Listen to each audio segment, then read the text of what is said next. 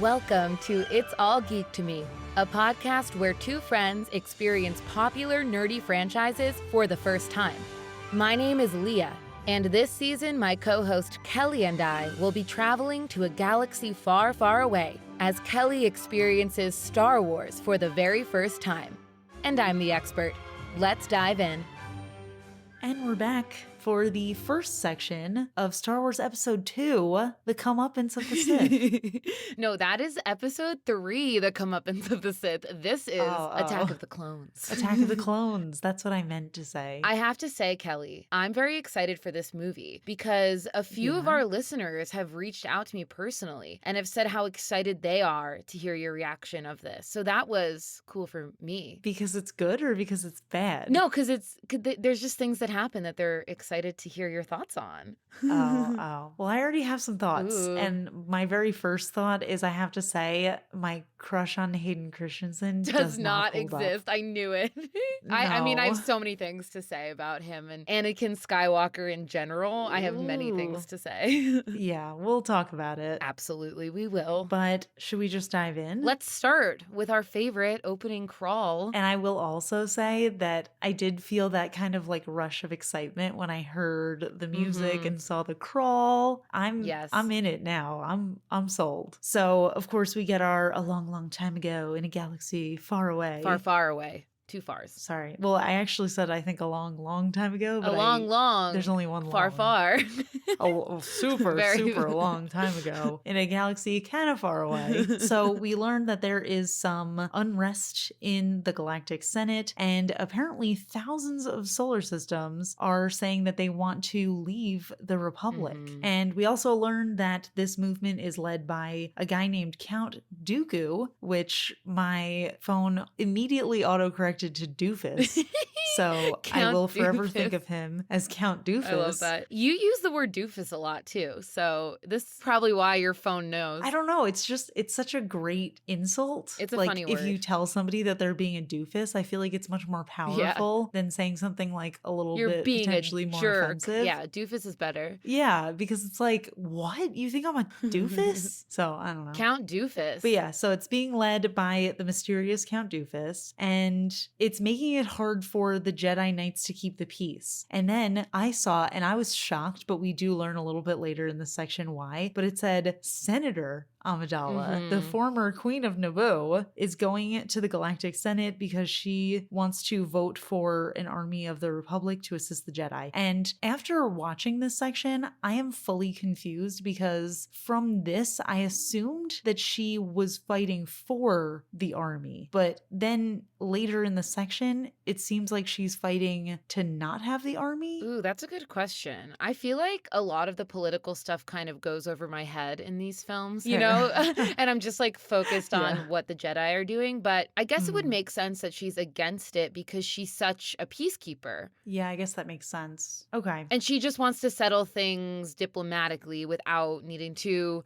go to war. Okay. Well, yeah, I was a little bit confused because it's hard to know based on the arguments which side people are on. It's a little unclear sometimes. So that is it for the opening crawl. And then we start off with this cool metallic mirror-like silver ship, and it is approaching Coruscant, and we've got Amidala in there. Or so we think. So then there's this guy in like one of the fighter jet things that lands, and he takes off his helmet. He's got this really cool metallic eye patch, and he's like, ooh, we made it. And he's talking to a woman that I was like, that is very clearly Natalie Portman. 100%. Like very noticeably Natalie Portman. So I was like, okay. So she's doing the decoy thing again. And for good reason, apparently. Because the guy's like, I guess there was no danger at all. And then immediately the mirror ship blows up. Yeah. So then, of course, we find out that that was Amidala. She runs over to her fake one and the girl dies. And she starts obviously feeling super guilty. And she's like, oh, we shouldn't have come back. And iPad Patch guy is like, no, this vote is important. We have to go. And Hio's also like, you're still in danger, so we got to get out of here right now. She looked so sad, though, about her decoy dying. Yeah, although I will say this decoy did not look as much like her as Keira Knightley did. Yeah, I feel like I'm not 100% sure when these movies came out, but I have to assume that between The Phantom Menace and Attack of the Clones, Keira Knightley skyrocketed into the fame that she's in now. Has to be what happened. Because we also got that other decoy who I recognized from Bridesmaids. I actually think that both of them were her. The one that died and the one we see later, I'm almost positive was the same person. Really? But I could be wrong, but I think it was. Hard to tell. Okay, so maybe they are actually pretty good decoys. No, but I think the decoys were the same person, but they don't look like Natalie Portman. Yeah, but they're good decoys of each other. Of each other, yeah.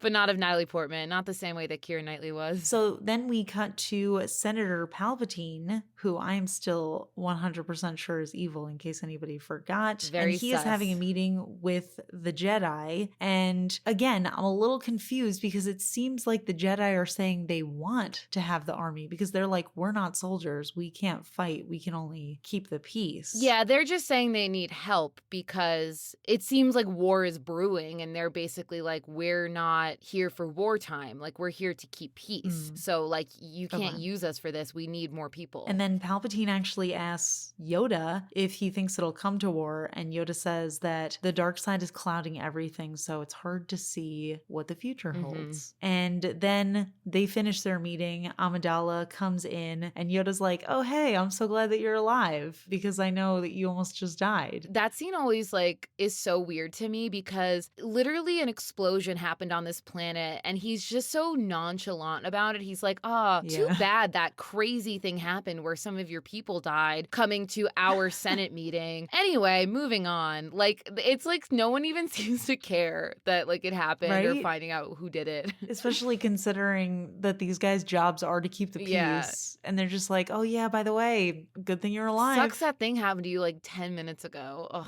Terrible. Yeah. And she's like already not only composed, but she's got all her makeup on and her cool hair and everything. Yeah. So clearly nobody's that concerned, although she seems concerned. But she does say that she wants to know who is behind the attack. I found out that Samuel L. Jackson's name is Windu, so I'll try to remember that. Master Windu. And he says that he thinks it was some disgruntled miners who were on the moon of Naboo. And Amidala says that she thinks that it was Count Dooku, aka Count Doofus. See, this is a nickname I can get behind for sure. Yeah? Yeah, this is the first one. Well, I don't even know if he's a good guy or a bad guy yet. Although, I mean, the implication is that he's a bad guy. I mean, just doofus is a funny word, so. Oh, okay, fair. But also, again, I know we've talked about this in previous films, but it doesn't seem like a huge bad guy named Dooku. It kind of reminds me of doofus. Well, I was going to say Dookie. Is that a bad word? Dookie? I don't even know.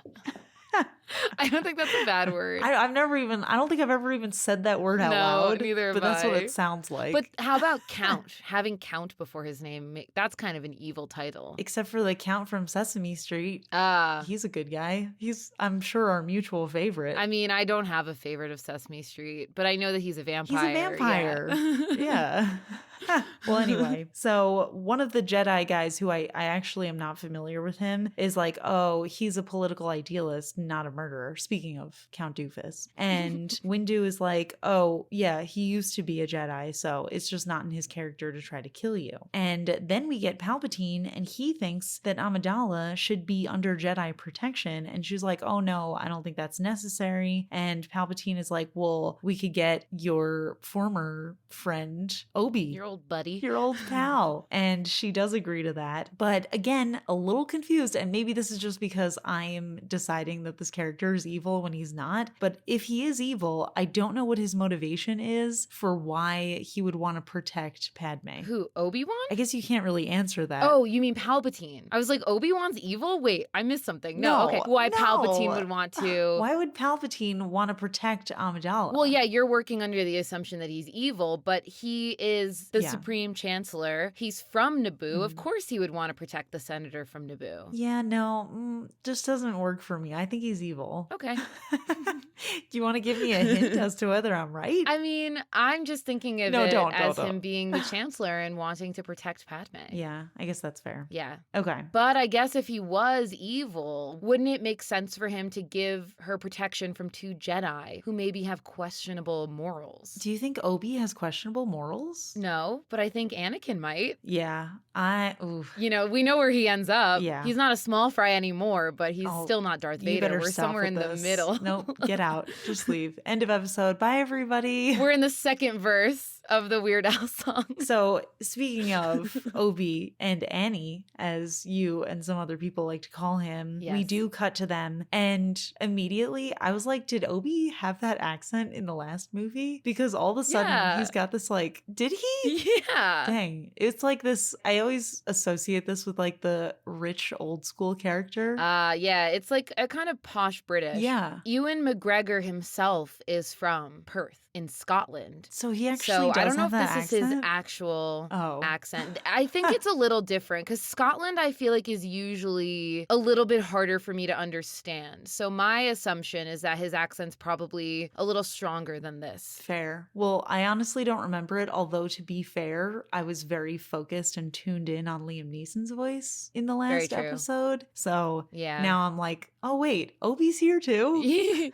Yeah, we get definitely more Obi in this movie now that Qui-Gon has passed away. Poor Qui. But let's get to this elevator scene. Yeah. Our first time seeing Hayden Christensen. Yeah. So even before, his character started being his character, I was like, did I think this guy was attractive? Because this is not my type at all. No, he is. He is. It's this movie. There's something about it. It's his voice. His voice is doing something. There's something off. And I'm like, what are you doing? He almost seems like he's trying to speak in like an elevated way. And it's coming off as this like weird accent that like doesn't exist. Yeah. And then on top of that, he is so whiny. Like I remember when we were watching like the first movie, A New Hope, like with Luke, it took you a while to be like, wow, Luke is really whiny. And I always thought like Luke comes off as whiny, but in sort of like an endearing way. Whereas the way that Anakin is like whiny and bratty is so incredibly annoying from the get-go. Yeah. No, I actually saw a lot of parallels between how Luke was in the beginning before he kind of matured. Yeah. And there's one scene that we'll talk about in a bit that I was actually like my jaw dropped because I was like, but I don't want to spoil anything. So let's just keep going. So Anakin, he's very nervous. He's very sweaty. And he clearly has been very fixated on Senator Amidala, aka Padme, for a really long time. And he's like, I haven't seen her in 10 years. Yeah. So that explains why he now looks like a different actor, which he is.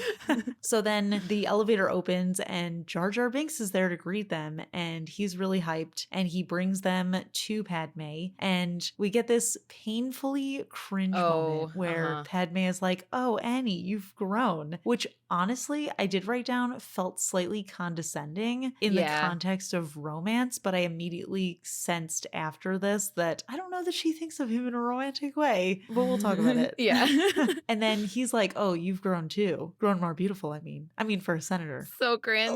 In front of like all the people too. My in front whole of everybody. Body. It was so bad. But then she like totally shuts it down and she's like, oh, Annie, you'll always be that little kid that I met on Tatooine. Yeah. And that's when I was like, oh, okay. So she's not being condescending. She's just firmly putting him in the I'm not romantically interested in you zone. She is setting her boundaries like a boss queen from 2022, and he is acting like a little baby from the year 2000, really, is what it is. My whole body just reacted to the cringe of him being like, grown more beautiful, I mean, for senator, I mean.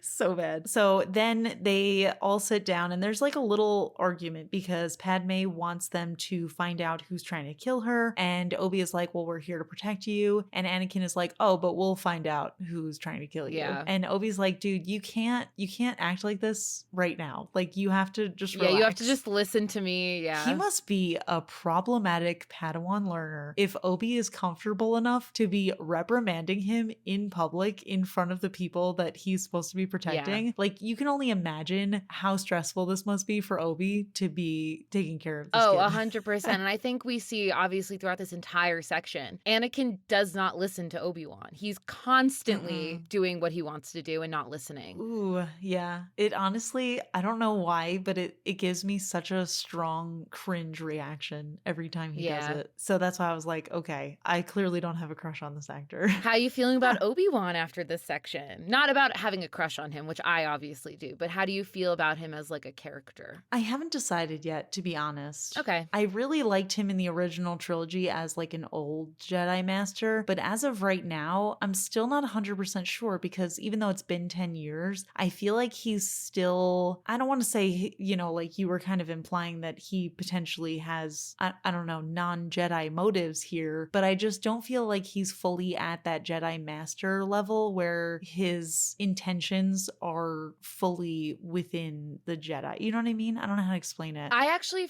fully agree with that Okay. because I think back to The Phantom Menace and Qui-Gon being so fixated on the fact that he thought that Anakin was the person from the prophecy, Right. that I think he sort of convinced the Jedi Council that Obi-Wan was ready to be a master when maybe he wasn't ready to be a master. I think Anakin sort of surfacing was Qui-Gon's motivation to get Obi-Wan pushed through to master level. But if that never happened, I think that he would have been a Padawan for much longer. Yeah. Just in terms of comparing episode 1 and episode 2, the relationship between Qui-Gon and Obi versus the relationship between Obi and Anakin, it doesn't feel like the same master-student relationship. It almost feels like older student, younger student kind of relationship. Absolutely. And I think that Obi-Wan lets Anakin walk all over him and doesn't have any sort of control over him at all. No, and it's so embarrassing. It really is.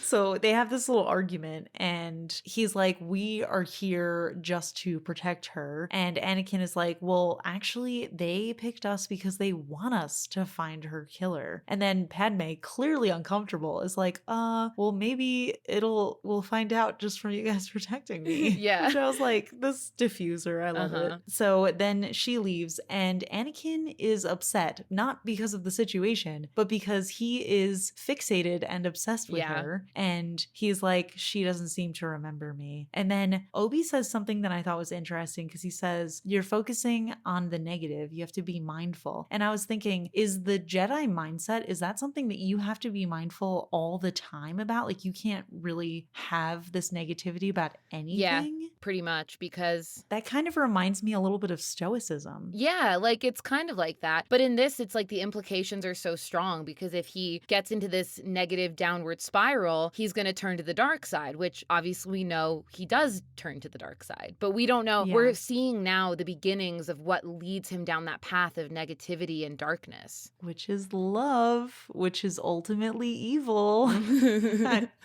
Just kidding. That's a very Leah thing of me to say. I'm a true believer in love. Listen, I believe in love too. I just like it for other people.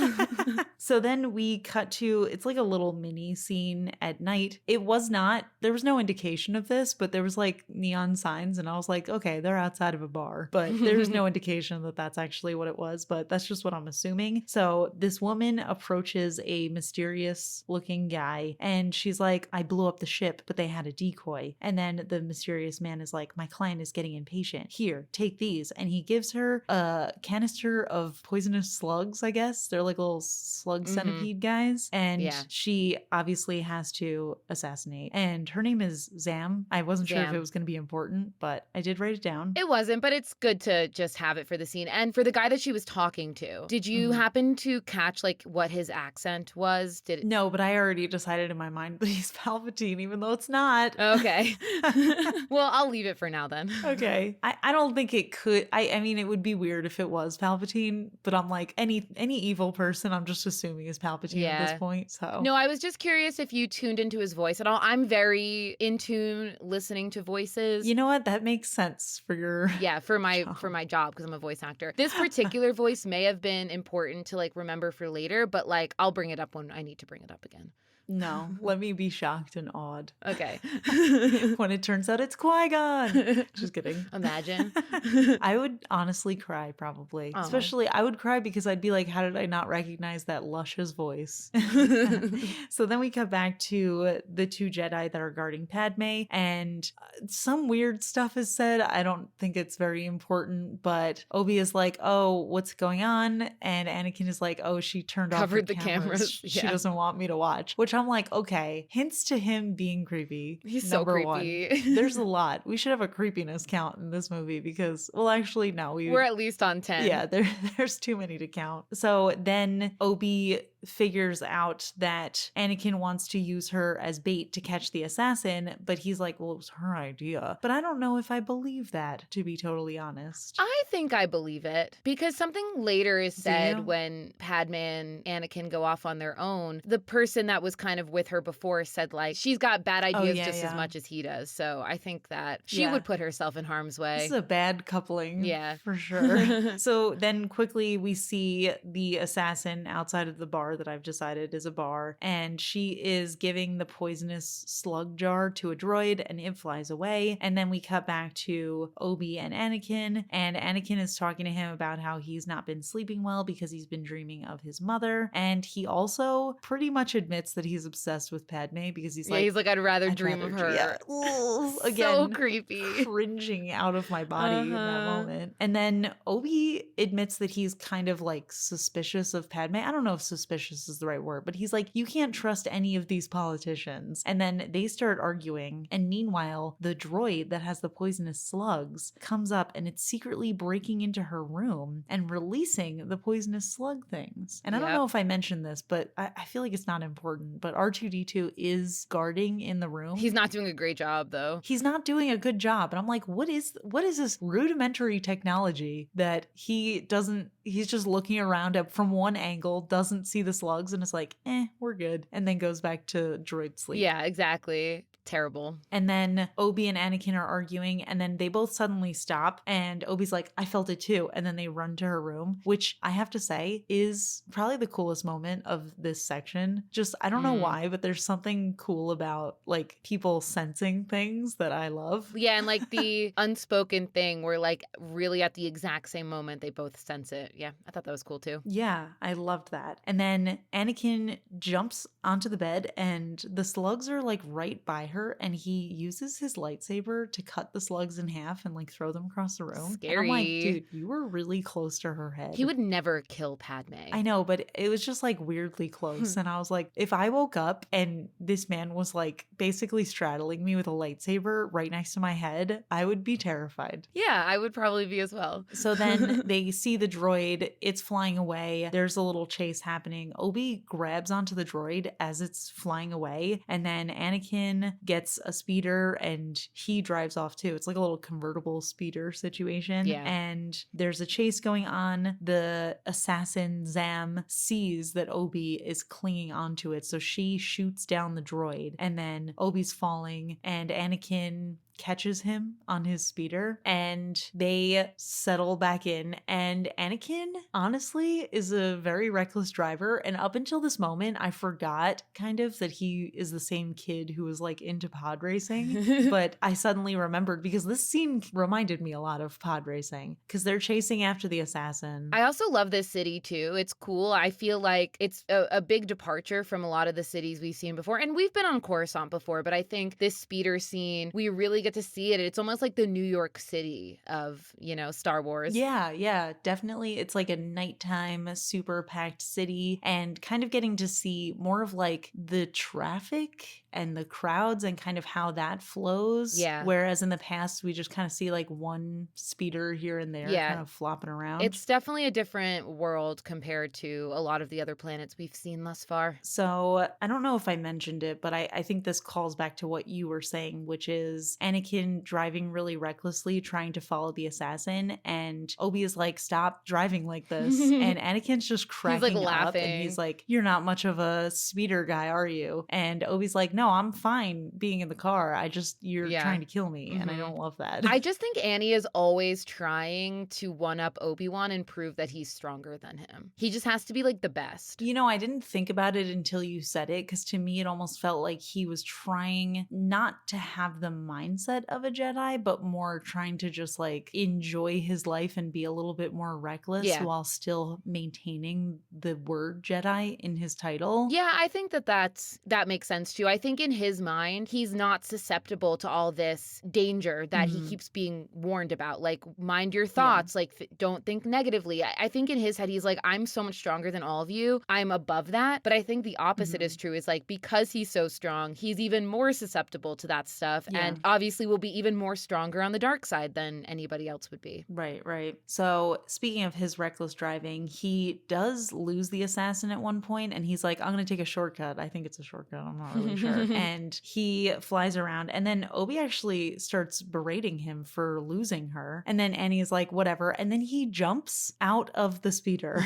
and he lands on the assassin's speeder, which I was like, what are the odds of that? But it's the Force, I know. But I was just like, geez, that is a very reckless thing to do. It really is showing how strong he is with the Force, having all those distractions and all those other speeders, and he's still able to find her. Yeah, I guess that's a good point. I mean, it showcases at the exact same time just how reckless he is and just how strong he is. Yeah. So it's really impressive how the Force is really just so natural to him that he can do something like that. But at the same time, I don't necessarily think that that's the Jedi way to do things. No. But also, I'm like, Obi really is berating him for, you know, trying his best. So I just don't, that's again why I don't think it's a really good teacher-student relationship, because I think Obi is so strict with him and so quick to yell at him, which I guess makes sense. But at the same time, it's like, but he is kind of right in this instance, you know? But I think that Anakin could like perform in less showy ways. Like he could be more communicative to Obi and say like, you know, trust me on this. Like I know what I'm doing. Yeah, I guess that's fair. It's just, I think on both sides, not a great pairing. No, I agree. So then Anakin, he's on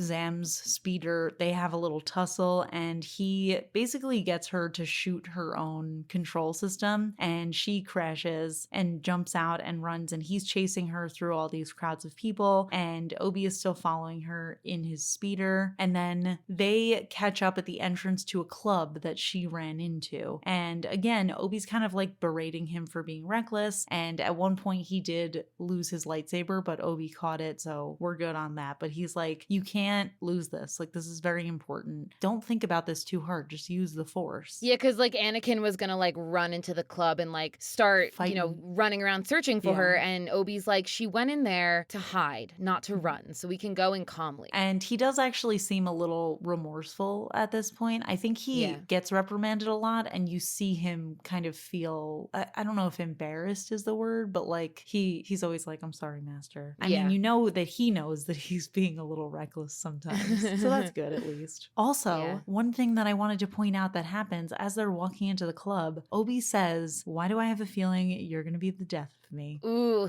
chills, because he will be. Yeah. And I was like, oh, yeah, literally. So then Annie basically says that he knows that the assassin is a girl. He thinks she's a changeling. And Obi is like, all right, go find her. And Anakin's like, well, where are you going to go? And he's like, I'm going to go have a drink.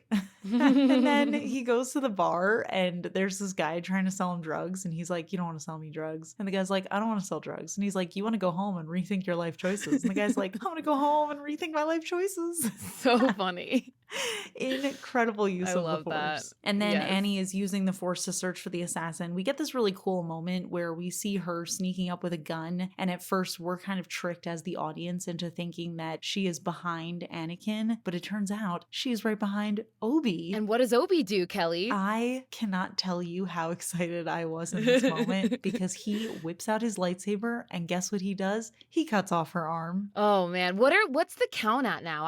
I was thinking about it. It's somewhere somewhere between 7 and 9, but I can't remember because we didn't have one last movie. I thought we were closer to 10. Yeah? Was there none in the last movie? There was none in the last movie, but there were a few. In my opinion, the foundation of Star Wars is having your arm cut off. So if you think about it, episode 1 shouldn't even be in the Star Wars franchise. You're right. It is one of the worst ones in my opinion, so we can take it out. Well, okay. I forgot you don't like that movie. I thought it was good, but there was a pretty strong lack of arm cutting off. So I'm glad to see it revitalized in this movie. We'll have to get a solid count on that. Maybe one of our listeners can tweet at us if they remember, but we'll have to go back and see and remind ourselves what the count is at now for the arms. Well, for the prequel count, the count is 1. That's not a bad idea. We can start the count over for each trilogy. So they drag Zam out of the bar, and Anakin is asking who hired her. And again, he has these like weird rages that I've noticed in this section that are honestly a little bit terrifying, especially for somebody who's as powerful as him. And he gets so emotional so fast. So he's like, who hired you? And he's like really screaming at her. And she, for some reason, is about to tell him. And then she gets shot with a dart and she turns into like this weird alien and just melts away. And they see a droid flying off, the one who shot her, basically. And then we cut to the Jedi Council telling Obi that he does need to find out who's trying to kill Padme. It's very important. And then he's like, well, someone's got to protect her. And they're like, oh, Anakin's going to have to do that in the meantime. So he can take her back to Naboo and he can protect her. And Anakin is like, well, it's going to be hard to get her to leave because this is a really important vote to her. But Yoda is like, well, she has to listen to us because she's going to be killed otherwise. And he's like, well, just tell Palpatine to convince her because she trusts him. So then we cut to a very creepy scene, in my opinion, between Palpatine and Anakin. And he's like, yeah, I'll talk to her. She's going to listen to me. And then he gives this really creepy speech about how strong Anakin is. And I don't know, it just felt very foreboding, especially knowing that Anakin is going to be evil. And the way that Palpatine is kind of praising him almost seems like he's praising him for being a little reckless and kind of following his heart. Oh, 100%. Rather than being rational. And it just furthers my belief that Palpatine is fully evil. Yeah, he definitely is sort of like praising Anakin for everything that Obi-Wan is telling him is like wrong with him. So I think for Anakin, that's 100%. Like important. Like he wants to hear these things. Yeah. And then we also see Obi-Wan talking to Windu and Yoda, and he's concerned that Anakin is not ready for this assignment. And Windu is like, well, listen, if the prophecy is true, only Anakin can bring the Force back into balance. This scene too is funny because Obi-Wan is like, he's really arrogant, and Yoda's like, yeah, but that's like common now. Like all the new Jedi are arrogant. And it's so interesting. Like you. Yeah. It's so interesting to see like Windu and Yoda were so against Anakin becoming a Jedi. And now like 10 years later, they're just like, peace and love, baby. Who cares? Like it's fine. Yeah. I think at this point, they're kind of just seeing how it plays out. But again, it's such a stark difference between Obi and Windu and Yoda because Windu and Yoda are so confident in their decisions and they're so confident in kind of the Force leading them in the correct direction. And I don't know, it just seems like they have a much better grasp on it than Obi does. Yeah. And then we cut back to a scene with Padme. She's telling Jar Jar that he's going to temporarily take her place at the Senate. And at this point, I was getting really confused because I was like, does she want the military or does she not want the military? Yeah, I'm still but it seems like she doesn't. Unsure about that as well. So then she makes another reference to Anakin about how he's grown up now. And he's like, well, Obi doesn't see it. I'm really glad that he's my teacher because he's such a cool guy. But also I hate him. And he's so mean to me. And he's critical. And he never listens. And it's unfair. And he's just like suddenly from 0 to 100. And I am terrified because this is like the scariest kind of guy in my opinion. His flip switches so quickly from just like normal Terrifying. Conversation to anger. Yeah. And like just screaming. And it's like, dude, relax. What is going on? It's like, it's actually scary to watch. Yeah. And then we get a big oof moment. All I wrote just was oof in all caps because Padme is like, you know, you don't want to grow up too fast. And Anakin is like, you said it yourself. I am grown. And then Padme is like, please don't look at me like that. It makes me feel uncomfortable. Again, setting her boundaries like the queen she is. And then he's like, sorry, my lady. And he smirks as she walks away. And I'm I'm like, is this guy an incel? Because this is giving me big incel vibes, especially with like the randomly going from 0 to 100 with like the fury out of nowhere. Yeah. I don't know. Like, this is the type of person where if I ever met him in real life, 100% would go out of my way to avoid. Yeah, for sure. Like, I just feel like he gives ick vibes immediately. 100% disgusting. So I'm like, oh, I hate this character. I hate him. Oh man, I'm so glad. I was like waiting because like I didn't want to be like, oh, Hayden Christensen in this movie is literally the worst because you were so excited about it. You set me up. I was like, yeah, Hayden Christensen, let's go, baby. But I cannot stand him in this movie. You got me so hyped. I was really ready. I was actually like waking up this morning and I was like, today's going to be a good day because I'm going to see Hayden Christensen. It's going to be amazing. No, my hopes were dashed. And it's all Leah's fault. So maybe I should start screaming. You never listen. You're unfair. You don't treat me nice. You always lie to me about the characters. You always lie to me. You mislead me. So then they're leaving and Padme is saying goodbye to one of her decoys who is the character from Bridesmaids, which may or may not be the other woman who already died. And she's like crying and she is concerned for her. And Obi-Wan is telling Anakin, like, don't do anything without consulting me or the Jedi Council first, which we know is not going to happen. And they walk off and Padme is like, I'm afraid. And Anakin is like, yeah, it's my first assignment. I'm afraid too. But we've got R2-D2. And then they both start cracking up. So why? weird. That's not even funny. I don't know. So cringe. Oh, I hate the idea that they are going to get together. Like, I hate it. I despise it. Especially because of his incel vibes. I'm like, how is he going to coerce her? You know what I mean? I hate the word coerce. I hate that. Well, it's a bad word. It's a bad word. Yeah. But I'm getting huge ick vibes, 100%. Yeah. And then Obi is watching them go with Eye Patch Guy and he's like, I hope he doesn't do anything foolish. And like you said, Eye Patch Guy is like, I'd be more concerned for her because she's kind of foolish too. Yeah. So then we cut to Obi-Wan. He is heading over to some kind of diner. And I actually thought that this was an incredible scene. Me loved too. this. I love this version of Obi. I love the diner. You know how I feel about diners. I love the diner. As a New Jerseyan, New Jersey has the best diners. New Jersey has the best diners. And this diner, like you said, this is kind of like giving New York vibes. This could be a New York diner. Oh, for sure. 100%. Because he walks in and this girl's like, hey, Dex, there's someone here for you. He looks like a Jedi. And I don't know if she actually had a New York accent, but in my head she did. She did, yeah. And the chef is like, oh, take a seat. I'll join you. And clearly they are old friends, which I love this little relationship between them. Obviously, we don't know anything about them, but Obi is like, can you tell me what this dart is? And Dex, they have like a cute moment, but then Dex is like, oh, it's a Camino saber dart. It belongs to the cloners, which we don't know quite yet what the cloners are, but this is called Attack of the Clones. So my little sensors are popping up. They might attack at some point. They might attack. Well, it's not called Attack of the Cloners, so yeah, true. Could be someone else. So the cloners, if the clones Attack of the Clones, the cloners could be the ones doing the cloning. No, got to be a totally different group. I think it's coincidence. I am being facetious, by the way. Our audience is like, wow, so Kelly actually is an idiot.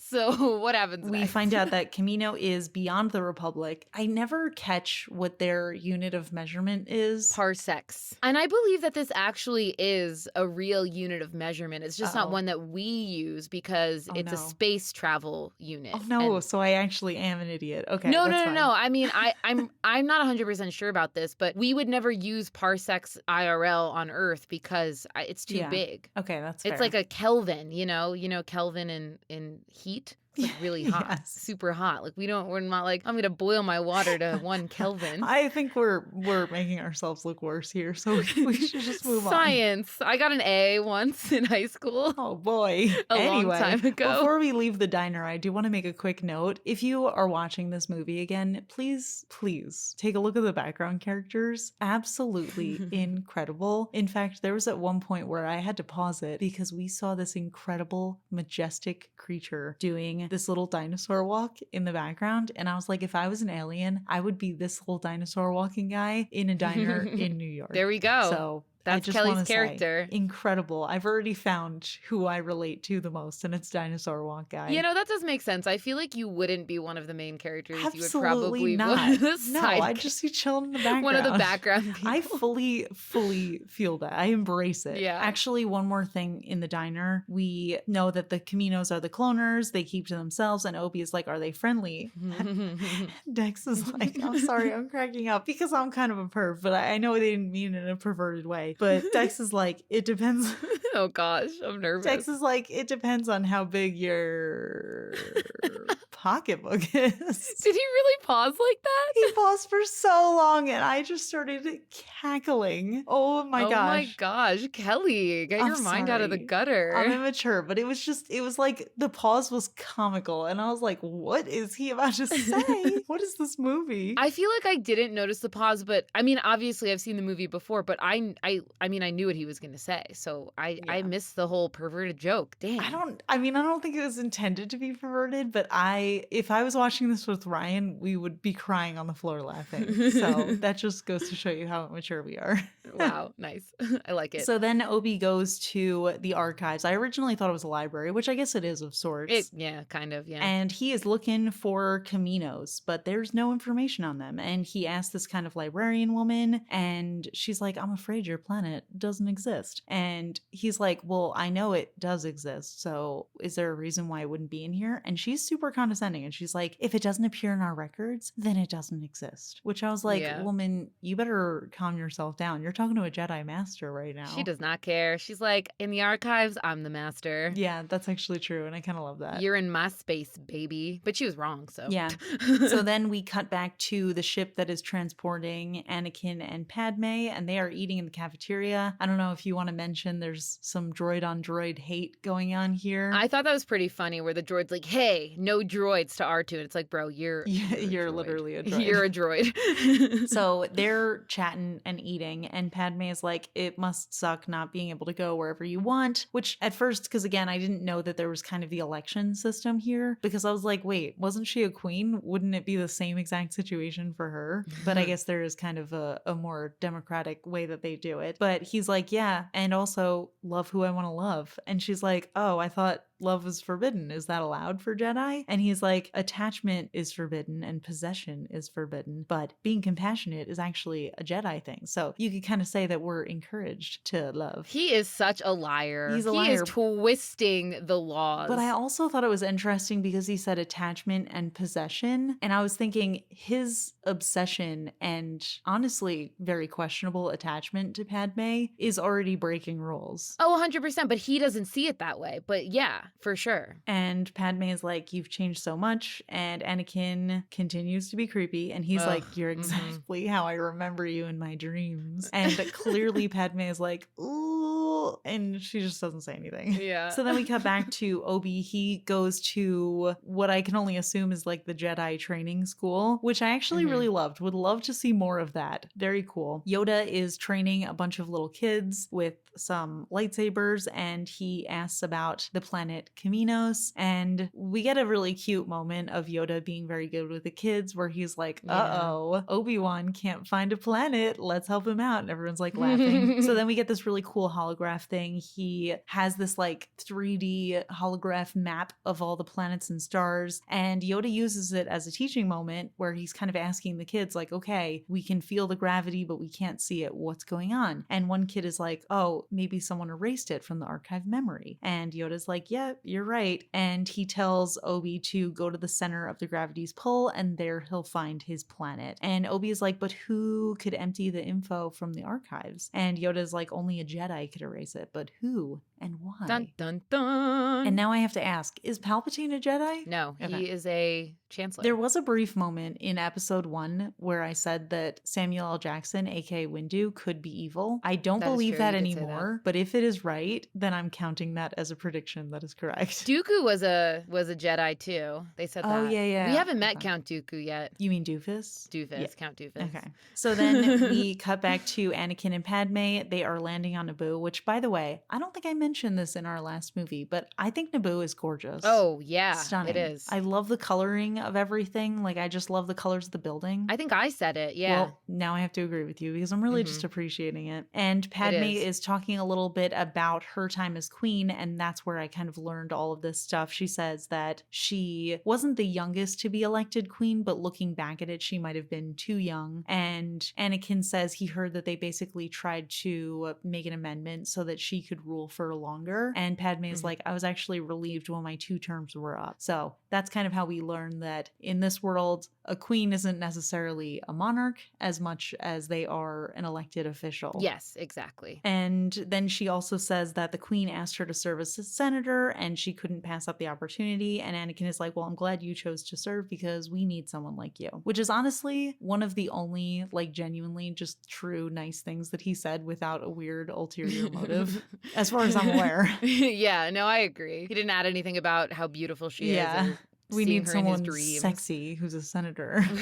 Yeah. So then they have a meeting with the new queen. And honestly, at this point, I'm not 100% sure what they're talking about. So you might have to take over here. Yeah, it was just more about the vote that's going on. And the queen is kind of asking about the separatists and how we can bring them back into the fold. And Padme doesn't think it's going to be possible that the people that want to leave, she doesn't think they're going to want to come back. And they're saying that Newt Gunray is still leading the Trade Federation, who was the sad fish from the first movie. So he never even got in trouble for what he did. He's still leading the Trade Federation. Sad so there's fish, all this man. unrest. And that's what they're talking about. I do love his face. And she also, the new queen, says something pretty cool that I thought about democracy. I didn't write down exactly what it was, but it was something like, when we stop believing in our democracy, it'll fail, or something like that. Yeah. I thought it was pretty good. And then one of the senators asks Anakin for his opinion, and Padme is like, oh, he's actually not a Jedi Master. He's just a Padawan. But here's what I'm thinking. And Anakin is like, wait a second. And she's like, excuse me, I'm talking. And then she keeps going. And I was like, ooh. Love her.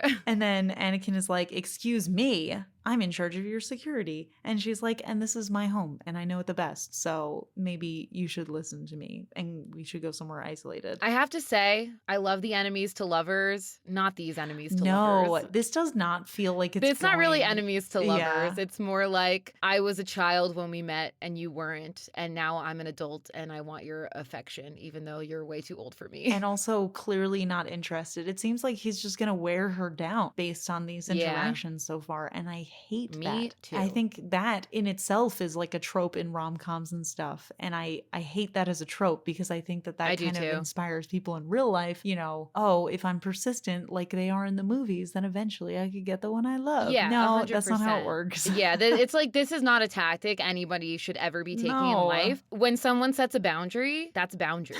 If they're like, I don't like you, be like, okay, I'll move on. And that is And that's Lessons that. on Consent and Boundaries with Leah and Kelly. Thank you for listening. Yay. So yeah, that's basically where we end off is Anakin apologizes and she's like, all right, so we're going with my plan. We're going to go somewhere isolated. Yeah. And yeah, basically my thoughts are I hate Anakin already. I don't understand what must have happened in the 10 years between him being a cute little kid who has so much good in his heart to being this super reckless, selfish Padawan learner. But honestly, I'm blaming Obi. Yeah, I don't think that Obi was ready for a Padawan. No. I really don't think he was. And I wonder how things could have changed if it was someone like Qui-Gon who was taking him on. Yeah, for sure. But it's also like, it seems like the council who was they were so nervous about Anakin becoming a Jedi. And it seems like they sort of stopped caring. And they're just like, Obi-Wan can handle it. Yeah, very disappointing to see how this is going. Although obviously I'm still very intrigued. You know, I don't like the character, but I'm loving the story so far. Oh, yeah.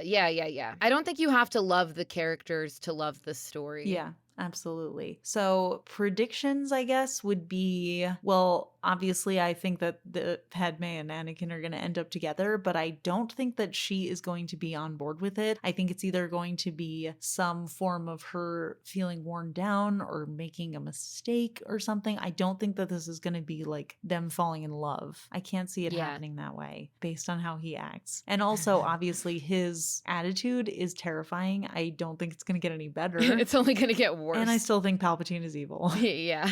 So that's all my predictions for now. Good predictions. Thank you. Yeah. So we'll come back next week. We're going to watch up to the hour 20-minute mark. So join us and we'll see you then. See you next week. Bye. You've been listening to the It's All Geek to Me podcast, hosted by Leah and Kelly. Make sure to hit subscribe in your favorite podcast player and give us a rating. You can also follow us on Twitter at All Geek Podcast. New episodes drop every Thursday. See you next week.